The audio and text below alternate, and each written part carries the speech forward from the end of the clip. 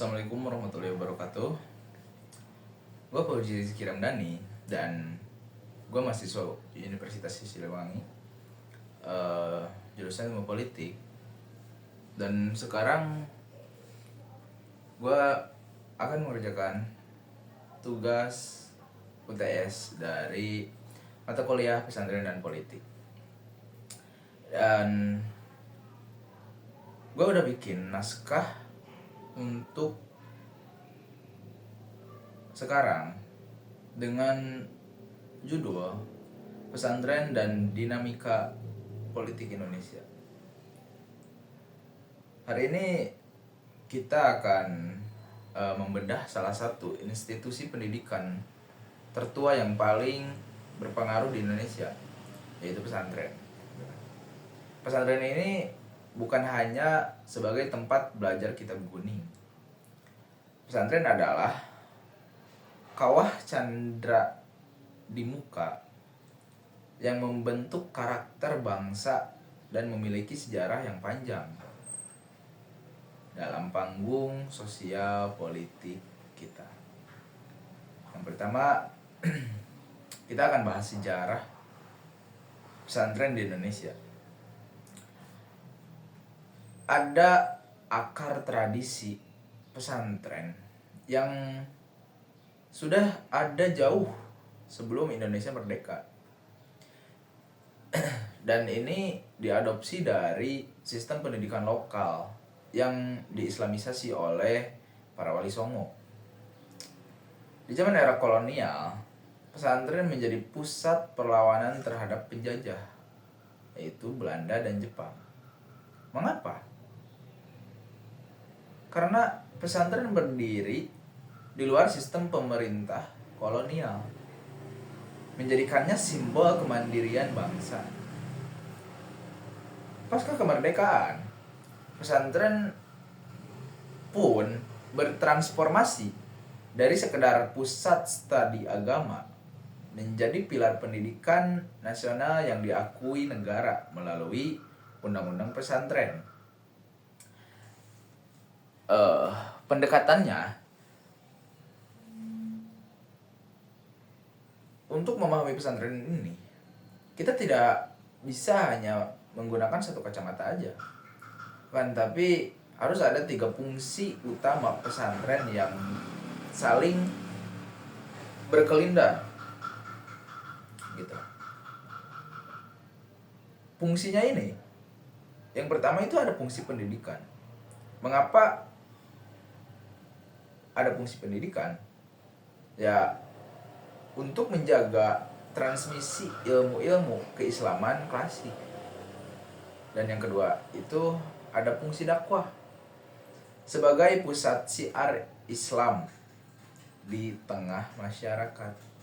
Jadi harus dengan dakwah gitu, kalau di Islam. Kalau di pesantren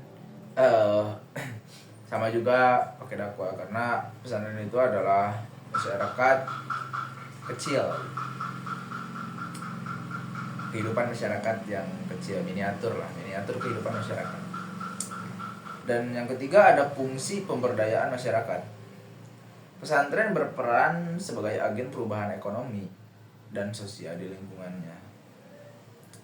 Jadi pesantren juga memiliki peran dan fungsi sebagai agen perubahan untuk ekonomi dan sosial di lingkungannya, karena pengaruh pesantren ini sangat besar gitu. Apalagi sudah mendapat julukan kalau pesantren itu adalah miniatur dari masyarakat. Makanya pemberdayaan masyarakat ini, pesantren berperan penting untuk hal itu. Selanjutnya itu hubungan pesantren dan politik itu apa sih? Hubungan pesantren dan politik ini bersifat simbiotik. Di satu sisi, pesantren membantu payung hukum dan kebijakan. Dan di sisi lain, politisi membutuhkan legitimasi moral dan basis massa pesantren yang sangat royal. Jadi saling menguntungkan.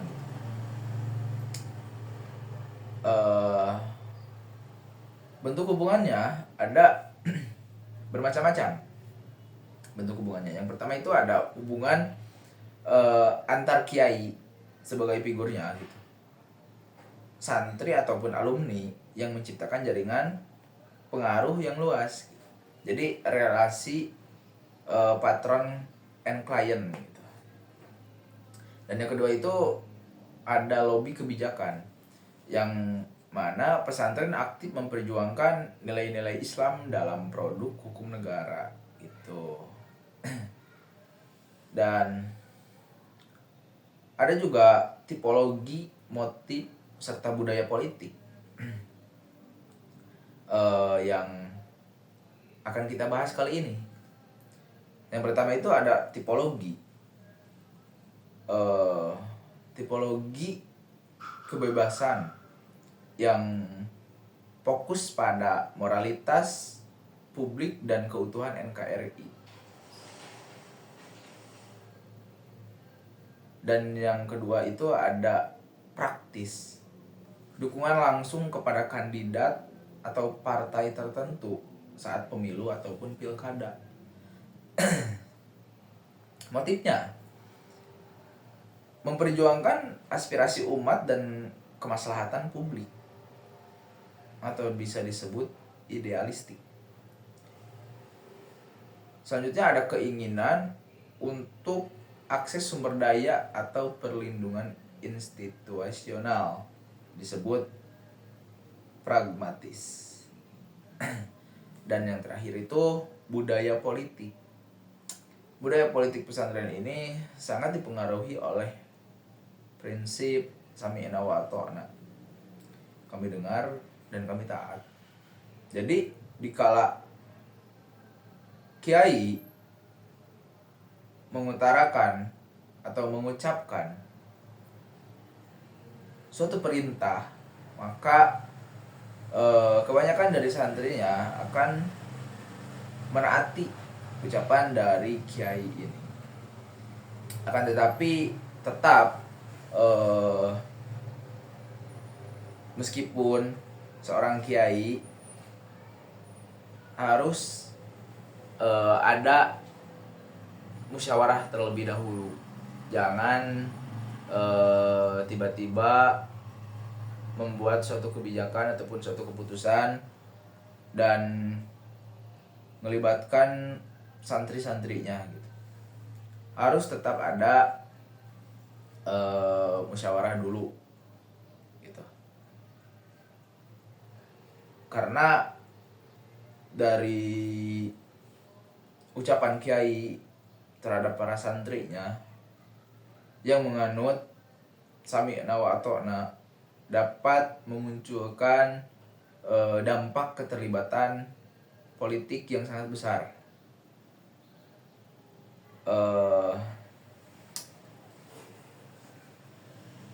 Dampaknya apa gitu? Dampak politik. Yang namanya dampak itu pasti ada yang positif, pasti ada yang negatif. Kita bahas dampak positifnya dulu. Adanya perwakilan aspirasi santri di parlemen dan munculnya kebijakan yang pro pesantren. Dampaknya hubungan antara politik dan pesantren. Dampak positifnya itu mendapat perwakilan aspirasi santri di parlemen dan munculnya kebijakan yang pro pesantren gitu, seperti hari santri, seperti dana abadi pesantren gitu. Begitu juga dengan dampak negatifnya yang bakal terjadinya fragmentasi atau perpecahan internal jika terjadi perbedaan pilihan politik, serta resiko politisasi agama yang bisa meredukasi nilai sakral pesantren tersebut. Untuk terakhir, kesimpulannya, pesantren bukan sekedar menara gading. Ia adalah kekuatan sosiopolitik yang sangat dinamis. Tantangannya adalah bagaimana menjaga keseimbangan antara peran politik dan peran pendidikan agar marwah pesantren tetap terjaga. Saya Fauzi Rizky Ramdhani, mungkin cukup sekian yang bisa saya sampaikan. Semuanya terima kasih yang sudah menonton. Saya pamit. Wassalamualaikum warahmatullahi wabarakatuh.